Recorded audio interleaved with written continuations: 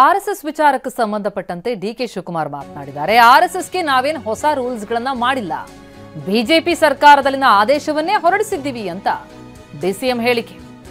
2013ರಲ್ಲಿ ಅಂದು ಜಗದೀಶ್ ಶೆಟ್ಟರ್ ಸಿಎಂ ಆಗಿದ್ರು.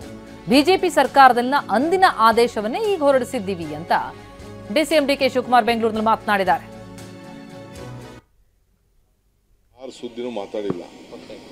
ಹಿಂದೆ ಏನು ಜಗದೀಶ್ ಶೆಟ್ಟರ್ ಕಾಲದಲ್ಲಿ ಬಿಜೆಪಿ ಅವ್ರ ಸರ್ಕಾರದಲ್ಲೇ ಕೆಲವು ಆದೇಶ ಮಾಡಿದ್ರು, ಆದೇಶನ ಇಂಪ್ಲಿಮೆಂಟ್ ಮಾಡಿ ಅಂತ ಅದನ್ನ ಡಿಫೈನ್ ಮಾಡಿ ಏನು ನಾವೇನು ಬದಲಾವಣೆ ಮಾಡಿಲ್ಲ. ಬಿಜೆಪಿ ಗೌರ್ಮೆಂಟಲ್ಲಿ ಏನು ಮಾಡಿದ್ರು ಆದೇಶ, ಅದೇ ಆದೇಶನ ಮುಂದುವರಿತದೆ. ಹೌದು, ಇವತ್ತು ಮೀಟಿಂಗ್ ಕೊನೆ ದಿನ ಆಗಿದೆ. ಅದಕ್ಕೇನು ಪರಿಸ್ಥಿತಿ ಅಂತೇಳಿ ನಾವು ವಿಮರ್ಶೆ ಮಾಡೋಕ್ಕೆ ಸಾಯಂಕಾಲ ಕರೆದಿದ್ದಾರೆ. 90% ನಾನು ಹೋಗ್ತೀನಿ, ನನ್ನ ಪ್ರೋಗ್ರಾಮ್ ಚೆಕ್ ಮಾಡ್ತೀನಿ, ನಾನು ಹೋಗ್ತೀನಿ, ಯಾಕಂದರೆ ಹೋಗಲೇಬೇಕಾಗ್ತದೆ. ನಾವು ಯಾರ ಸುದ್ದಿನೂ ಮಾತಾಡಿಲ್ಲ.